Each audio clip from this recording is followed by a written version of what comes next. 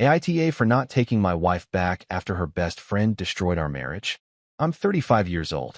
I live in Denver, and I just finalized my divorce from my wife, Emma. We were together for 6 years, married for 2. Looking back, I feel like I should have seen this disaster coming. Honestly, the warning signs were there from the start, but I kept ignoring them because, well, I loved her, or at least I thought I did. The cracks in our relationship had a name: Stacy, Emma's best friend. Ever meet someone and immediately know their trouble? That was Stacy, loud, self-absorbed, and always needing to be the center of attention. From the first time I met her, I felt like she was sizing me up, like looking for something to use against me, but Emma didn't see it that way. To her, Stacy was her college soulmate, someone who had been there through thick and thin. I thought, okay, I'll tolerate her because she's important to Emma. But man, did Stacy know how to push buttons. Everything started going downhill during the wedding planning. I proposed to Emma after 3 years of dating. We were already living together, and it just felt like the next step. She was ecstatic, and honestly, so was I, at first. Then, Stacy started sticking her nose in.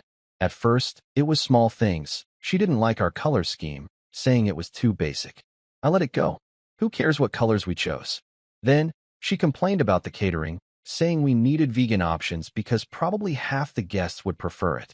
There were maybe 2 vegans total. Finally, she demanded to walk down the aisle at a special moment before the bridesmaids. Yes, you read that right. Stacy wanted her own aisle walk. Her justification: I've been there for every breakup Emma had, every tough moment in her life. This day is about celebrating the people who've been with her, not just the marriage. I thought it was a joke at first. Like, who seriously asked for that? But Emma just nodded along. I watched her cave in real time. I tried to intervene.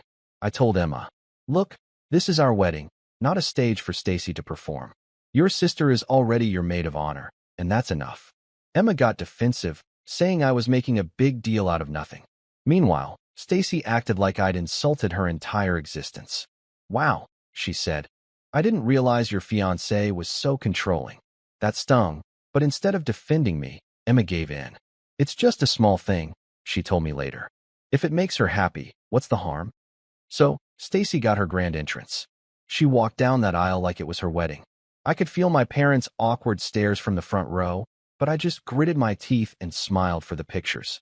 I thought, once we're married, this nonsense will stop. Stacy won't have as much sway in our lives. Big mistake. Huge. After the wedding, Stacy didn't just not disappear as I'd hoped. She became even more a part of our lives.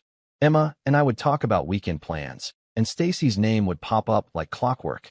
Oh, I already told Stacy she could come with us, Emma would say.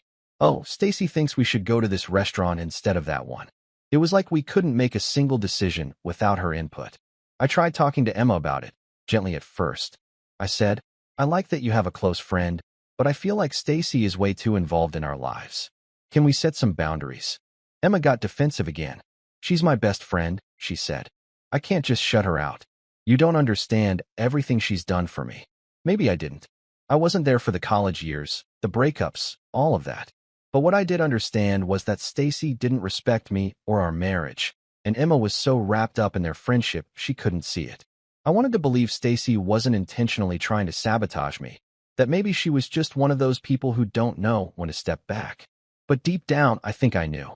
Stacy didn't like me, plain and simple.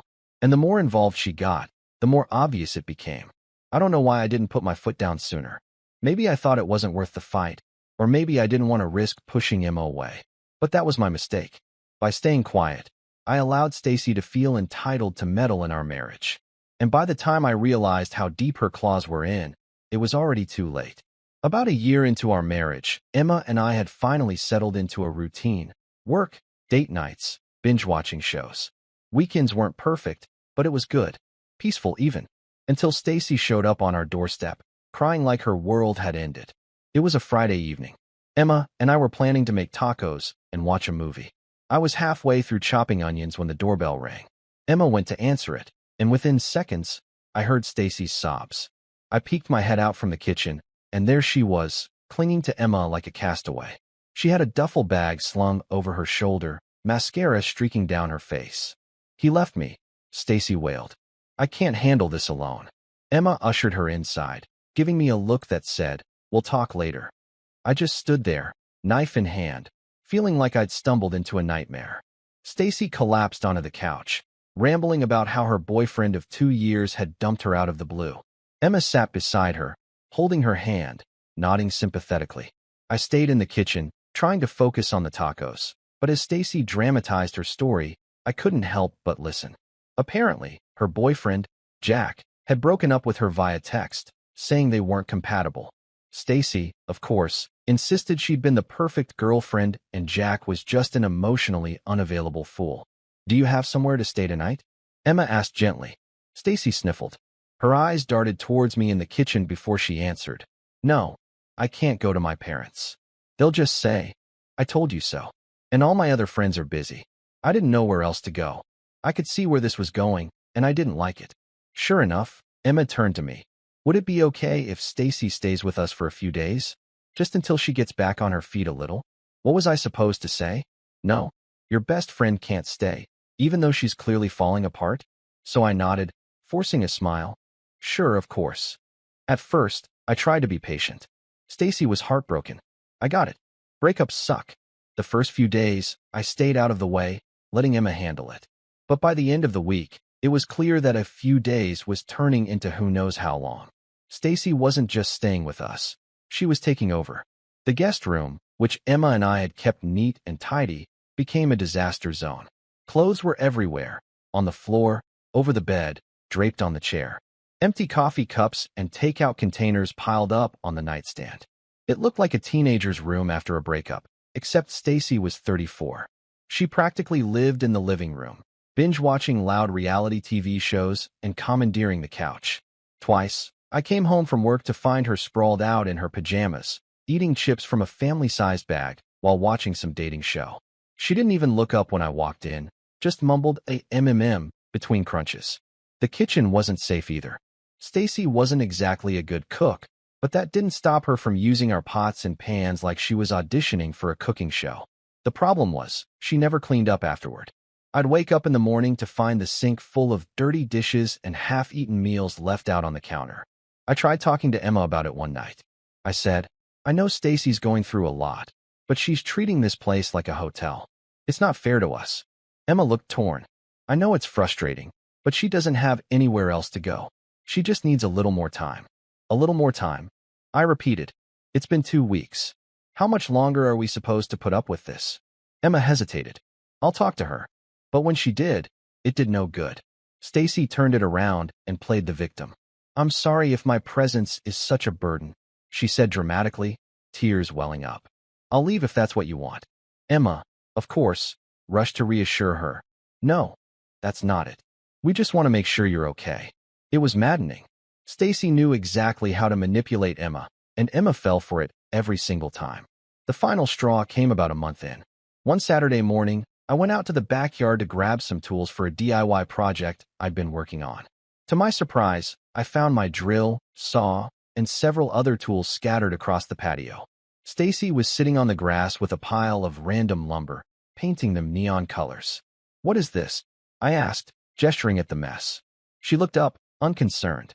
"It's for my therapy. My counselor suggested I do something creative to process my emotions." I blinked, confused. "Did you go through my tools without asking?" She shrugged. "I didn't think you'd mind. I'd had enough." I went back inside and found Emma in the kitchen. "She needs to leave," I said firmly. "This isn't a request anymore." Emma looked at me, surprised by my tone. "What happened?" "She's treating this house like her personal playground." "I'm done, Emma. I've been patient, but this isn't working. She has to go." Emma sighed, rubbing her temples. "Okay, I'll talk to her again." This time, I didn't leave it up to Emma. I sat down with both of them and laid it out clearly. "Stacy, we've tried to support you through this, but it's been a month. This isn't sustainable for us anymore. You need to start looking for another place to stay." Stacy did not take it well. She accused me of being insensitive, of not understanding what she was going through. "You're kicking me out when I'm at my lowest," she said, glaring at me. "Wow, some friend you are." I didn't let her guilt me. "I'm not kicking you out today, but you need to find somewhere else. We've given you plenty of time." Emma looked torn, but for once, she didn't side with Stacy. Over the course of the next week, Stacy moved out. She left in a huff, muttering something about how I'd always been controlling and Emma deserved better. As she drove away, I felt a weight lift off my shoulders. For the first time in weeks, the house felt like ours again. But even then, I knew it wouldn't be the last we heard from Stacy. Stacy's real damage started on an ordinary Saturday afternoon. Emma had gone out for her usual brunch with Stacy. Not that I was thrilled about it, but I'd stopped commenting on their meetups months ago. What was the point? Stacy was going to be part of Emma's life regardless of what I said. I stayed home, planning to use the quiet time to run some errands. Nothing exciting, grocery store, laundry, a bit of yard work. By the time Emma got back, I was in the kitchen putting away groceries. I greeted her like usual, but something felt off. She barely said a word, just mumbled an "uh-huh," and went straight to the bedroom. I stood there for a second, a bag of apples in my hand, trying to figure out if I'd done something to annoy her. Maybe she was just tired. I shrugged it off and continued putting things away. For the rest of the day, Emma was distant, really distant. She avoided eye contact, gave one-word answers, and spent most of her time glued to her phone. I asked her a couple of times if something was wrong, but she just brushed it off with an "I'm fine." She clearly wasn't. I figured maybe Stacy had dumped some typical drama on her, and Emma needed time to process. But that night, things got strange. After dinner, which she barely touched, she went to bed early. When I came to bed later, she was curled up on the far edge of the mattress, pretending to be asleep. I lay there, staring at the ceiling, wondering what on earth was going on. The next morning, I decided to push it. "Emma, seriously, what's going on? You've been acting weird since you got back from brunch." She hesitated for a moment, not looking at me, then said, "I need to ask you something, and I need you to be honest." "Okay," I said, feeling a knot form in my stomach. "What is it?" She finally turned to face me, her expression a mix of anger and hurt. "Were you with someone else yesterday?" I blinked, completely blindsided. "What? No. What are you talking about?" Her voice grew sharper. "Stacy said she saw you in a parking lot. She said you were in your car, making out with some woman." For a second, I didn't even know how to respond. It was so absurd I almost laughed. But when I saw how serious Emma was, the disbelief turned to frustration. "Emma, that's ridiculous. I wasn't with anyone. I was grocery shopping." "She described your car," Emma said cuttingly. "She said you were wearing your brown jacket. She even knew which parking lot, the one by that little strip mall near Main Street." I felt like I was in a nightmare. Yeah, because I was at that strip mall. That's where the grocery store is. I wasn't making out with anyone. I was buying milk and bread. Emma crossed her arms, eyeing me suspiciously. "Then why would Stacy say she saw you?" That question was what got me.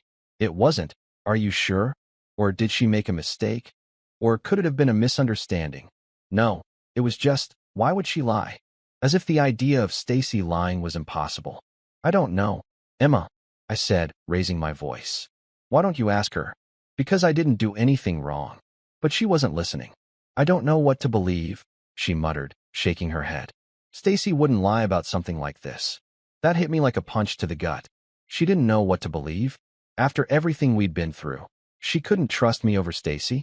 I stood up, pacing the room. "You've known me for 6 years. Do you really think I'd cheat on you? And in a parking lot, no less? Does that even sound like something I would do?" Emma didn't answer, just sat there staring at her hands.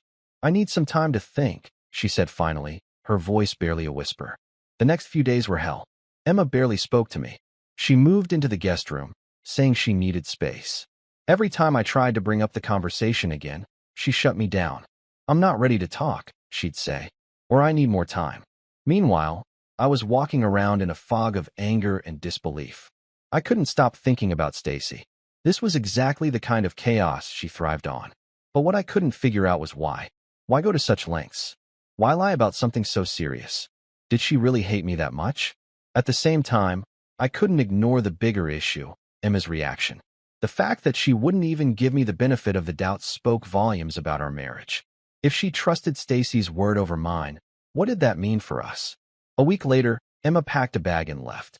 She didn't even tell me where she was going, just said she needed time to clear her head. I didn't argue. By that point, I was too exhausted to fight. The next morning, I got a text message. "I think it's best if we separate for now. My lawyer will send you the papers." That was it. No discussion, no attempt to fix anything, just a text and a lawyer. It felt like our entire marriage had just been thrown away over one ridiculous story. I didn't know how to process it. Part of me wanted to fight, to prove my innocence, to make Emma see sense. But another part of me was just tired. If she was willing to throw everything away this easily, maybe I didn't want to save this marriage anymore. The weeks that followed were even worse. News of our separation spread, and Stacy made sure everyone heard her version of events. Mutual friends started acting strange around me, avoiding eye contact or making vague comments about how I needed to work on myself. Even my own family started asking uncomfortable questions, like, is there any truth to what people are saying? It felt like a nightmare. Everywhere I turned, there was another reminder of how quickly people could turn against you. And through it all, Emma remained silent. No calls, no texts, no attempt to reach out, just absolute silence. At first, I was furious, angrier than I'd ever been. But as the days turned into weeks, that anger started to fade. In its place was something else, colder, harder. If Emma didn't trust me enough to even have a conversation, then maybe I didn't need her in my life. I wasn't going to beg for someone who didn't believe in me, who took her time to think, who remained under Stacy's influence. I was done fighting for a marriage where I was always second place to her supposed best friend. If this was how it was going to end, then so be it. 2 months after Emma left, on a Thursday night, something happened I didn't see coming. I was minding my own business, scrolling through my phone over dinner, when I got a text from an unknown number. It read, "Hi, this is Marissa. I know Stacy lied about you. Can we talk?" I stared at the screen for a moment, trying to place the name Marissa. It sounded vaguely familiar, something about a party Stacy and Emma had dragged me to a couple of years back. But why was she texting me now? My first instinct was to ignore it, but something about the way she phrased it, "I know Stacy lied about you," piqued my curiosity. I texted back, "What do you mean? What lie?" Her reply came almost instantly, "About the cheating. Stacy admitted she made it up. I think you need to see the proof." The next day, I met Marissa at a small coffee shop downtown. She was already there when I arrived, sitting at a table near the window, fiddling with her phone. I sat down across from her, feeling a mix of curiosity and dread. "Thanks for meeting me," she said, looking nervous. "I wasn't sure if you'd even want to talk." "Well, I'm here," I said. "What's this about Stacy lying?" She pulled out her phone and opened up a text conversation. "I've been friends with Stacy for a long time, but after this, I can't stay quiet anymore. You need to know what really happened." She handed me the phone, and I started reading. The messages between her and Stacy were shocking. "Stacy, Emma finally left him. She actually believed me." "Marissa, what are you talking about?" "Stacy, I told her I saw him making out with some random woman in his car. You should have seen her face. Priceless." "Marissa, are you serious? Why would you do that?" "Stacy, because he's a controlling jerk and she's too naive to see it." I had to help her out. I kept scrolling, my hands trembling with rage. It got worse. "Stacy, it's not like their marriage was going to last anyway. Emma is so gullible. She believes everything I tell her." "Marissa, Stacy, this is really messed up." "Stacy, whatever. She's better off without him. And now I don't have to hear about their perfect marriage anymore." I couldn't read anymore. I handed the phone back to Marissa, my jaw clenched so tight it hurt. "She actually said all that?" I asked, my voice barely a whisper. Marissa nodded, looking genuinely upset. "Yeah, she talked about it like it was some kind of accomplishment. At first, I didn't believe it, but when she started mocking Emma for being so naive, I realized how twisted it was." I sat there, trying to process what I'd just read. Stacy hadn't just lied. She'd actively sabotaged my marriage and mocked Emma in the process. She had manipulated her best friend out of sheer jealousy and spite. "Why are you telling me this now?" I finally asked. "Why not sooner?" Marissa looked down at her coffee. "I don't know. I guess I was scared. Stacy can be really intense. But I couldn't keep quiet anymore. It's not fair to you, and it's not fair to Emma." I took screenshots of the messages and thanked Marissa for coming forward. On the drive home, I couldn't stop replaying the conversation in my head. I wasn't just angry, I was furious. Furious at Stacy for being so manipulative and selfish. Furious at Emma for falling for it so easily. And furious at myself for letting Stacy get away with her behavior for so long. But more than anything, I felt validated. For months, I'd been walking around with this cloud over me, wondering if I could have done something differently. Now I had proof that none of this was my fault. Stacy had set me up from the beginning, and Emma had walked right into it. By the time I got home, my anger had cooled into something else, cold, calculated. I wasn't going to blow up or start throwing accusations around. No, I was going to handle this the right way. First, I forwarded the screenshots to my lawyer with a quick note. This is what really happened. Let me know how we can use this. Then, I sat and stared at my phone, debating whether to text Emma. Part of me didn't want to. What was the point? She'd already shown whose side she was on. But another part felt she deserved to know the truth, even if it didn't change anything. After a few minutes, I typed out the message. We need to talk. It's important. Her reply came faster than I expected. What do you want? I cut straight to it. I have proof that Stacy lied. Can we meet? You need to see this. There was a long pause before she responded. Okay, tomorrow afternoon. I suggested a park near her new apartment. She agreed, and that was that. I didn't want her back. I wasn't interested in that anymore. But I needed her to know the truth, if only to clear my name. Part of me wanted to just shove the phone with the screenshots in her face and let her deal with it, but I knew I needed to stay calm. The last thing I wanted was for her to think I was being dramatic or emotional. When Emma finally arrived, she looked hesitant, almost nervous. She was wearing her usual outfit, hoodie and jeans, but she didn't have the same confidence she used to carry. She saw me, gave a small wave, and walked over. What's this about? She asked, crossing her arms defensively. I didn't waste any time. I pulled out my phone, opened the screenshots Marissa had sent, and handed it to her. Read this, I said, my voice devoid of emotion. Emma looked at me, confused, but took the phone and started reading. At first, her expression was neutral, but as she scrolled, her face began to change. Her eyes widened, her mouth fell open, and by the time she reached the last message, she was pale. She handed the phone back to me, her hands trembling. She lied, she whispered, almost to herself. Yeah, I said, trying to keep my voice steady. She lied about everything, made up the story about me cheating just to break us up. And apparently, she thought it was hilarious. Emma sank onto the bench beside me, staring at the ground. I didn't know, she said softly. I didn't think she would ever lie to you. I finished for her, my tone sharper than I intended. That's the problem, Emma. You didn't think. You didn't even stop to question it. You just believed her and threw me under the bus. She flinched at my words, but didn't say anything. Do you know how humiliating this has been? I continued. My friends, my family, even people at work started looking at me like I was some kind of lowlife. All because you couldn't take 2 seconds to ask me what really happened. Tears started welling up in her eyes. I thought I was doing the right thing, she said. Stacy's been my best friend for years. I trusted her. Yeah, well, that trust cost you your marriage, I replied bluntly. Emma looked up at me, tears streaming down her face. I'm so sorry, she said, her voice breaking. I didn't know. I swear I didn't know. That's the point, Emma, I said, my voice softer now, but still firm. You didn't know because you didn't even give me a chance. You trusted her more than you trusted me, and that says everything about how you viewed this relationship. We sat in silence for a few minutes, the weight of everything hanging in the air. Finally, Emma spoke again. I'm cutting her off, she said quietly. I'm never speaking to her again. We can fix this. We can go to counseling, work things out. I'll do whatever it takes. I sighed, running a hand through my hair. Part of me wanted to believe her, but the truth was, the damage was done. She had chosen Stacy over me without a second thought. I don't think we can fix this, I said finally. This isn't just about what Stacy did. It's about how easily you believed her, how little you trusted me. That's not something you can just work through. Emma started crying harder. I was so foolish, she sobbed. I should have talked to you.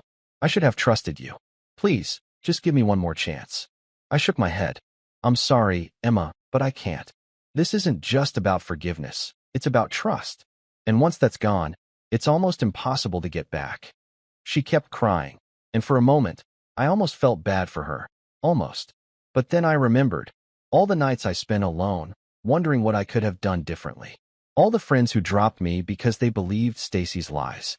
All the times I doubted my own worth because of how easily Emma discarded me. And just like that, my sympathy vanished. I think it's best if we both move on, I said, standing up. I wish things could have been different, but this is where we are now. Emma didn't try to stop me. She just sat there, crying into her hands as I walked away. I didn't look back. For the first time in months, I felt like I was finally in control of my own life again. Later that night, Emma sent me a long text, apologizing again and begging me to reconsider. I didn't reply. There was nothing left to say. Stacy's lie might have been the trigger, but the real reason our marriage fell apart was Emma's lack of trust.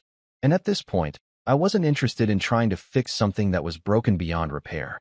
Instead, I forwarded the screenshots to a few of the mutual friends who had cut me off. I didn't add any commentary. I let the messages speak for themselves. Within hours, my phone started blowing up with apologies and messages of support.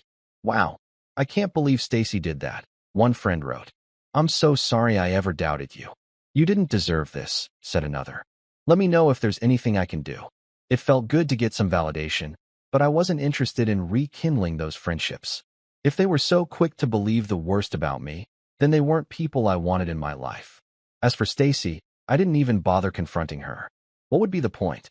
She'd already shown her true colors, and I wasn't going to give her the satisfaction of knowing how much damage she'd caused.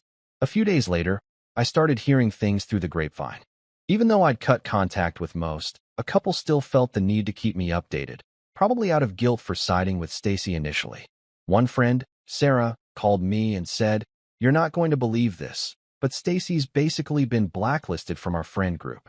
Apparently, once word got out about what she did, everyone started distancing themselves from her. Marissa had shared the screenshots with a few more people, and from there, the story spread like wildfire. Stacy tried to defend herself, claiming she was just looking out for Emma and that I was controlling and difficult, but no one was buying it anymore. "She's totally spiraling," Sarah said, laughing. "She's been posting these long rants on social media about how everyone turned on her and how she's the real victim." Out of curiosity, I checked Stacy's profiles myself, using an incognito account, of course. And yep, there they were, multiple posts about fake friends abandoning her and how she was only trying to help. One post even read, "Guess people can't handle the truth. I stood up for Emma when no one else would, and now I'm the bad guy." Pathetic. The comments weren't exactly sympathetic. Most people were calling her out, saying things like, "You didn't help anyone. You ruined a marriage. And this is what happens when you manipulate people." One person wrote directly, "Maybe take a long look in the mirror before you blame everyone else." It was satisfying to see her finally facing consequences. Meanwhile, Emma's life wasn't looking much better either. She moved back in with her parents after everything blew up, and from what I heard, things were tense there. Her mom, who'd always been a bit skeptical of Stacy, was furious when she learned the truth. A mutual friend told me about a pretty heated argument Emma had with her. Apparently, her mom told her, "You threw away a good man for a liar. How could you be so foolish?" Harsh, but honestly, she wasn't wrong. Emma was struggling to piece her life back together, but it wasn't going well. Her attempts to reconnect with some of our old friends were met with mixed reactions. A few were willing to forgive her, but most weren't. They'd seen how quickly she turned on me and didn't want to risk being put in the same position. "She looks miserable," Sarah told me in one of our few conversations. "Like she's trying to put on a brave face, but it's obvious she regrets everything." A few weeks later, Stacy lost her job. Marissa, who still worked with her, sent me a quick text. "Just thought you'd want to know. Stacy got fired today." Turns out, Stacy's reputation finally caught up with her at work. Word got around about what she'd done, and her colleagues started avoiding her. She'd always been the type to stir up drama in the office, but after this, nobody wanted to deal with her. Eventually, her boss caught wind of the situation and let her go, citing interpersonal issues as the reason. I'd like to say I felt sorry for her, but I didn't. She'd spent years manipulating people and causing chaos, and now she was finally facing the repercussions. As for me, life kept getting better. One day, months after everything went down, I ran into Marissa at a coffee shop. We ended up chatting for a while, and she filled me in on the latest gossip. "Emma actually reached out to Stacy a few weeks ago," she said, rolling her eyes. "Can you believe it?" "What happened?" I asked, genuinely curious. "Well, Emma tried to apologize, saying she wanted to move past everything," Marissa explained. "But Stacy just laughed in her face, called her pathetic for even trying, and said she was better off without her." I shook my head, a mix of amusement and disbelief. "Sounds about right." Stacy doesn't know how to take responsibility for anything. Marissa smirked. Yeah, well, they're both getting what they deserve. Looking back, I can't say I'm glad everything happened the way it did, but I am grateful for where I ended up. The toxic dynamic between Stacy and Emma was a ticking time bomb, and I just happened to be the collateral damage. But in the end, they destroyed each other, and I got to walk away with a clean slate. It's funny how life works sometimes. Karma doesn't always hit right away, but when it does, it hits hard. Emma and Stacy learned that the hard way, and honestly, I'm okay with that. They made their choices, and now they're living with the consequences. As for me, I'm moving forward. I've built a life that makes me happy, surrounded by people who actually care about me. And that's the best outcome I could have asked for. If you liked it, don't forget to leave a comment and support the channel by subscribing. See you in the upcoming stories.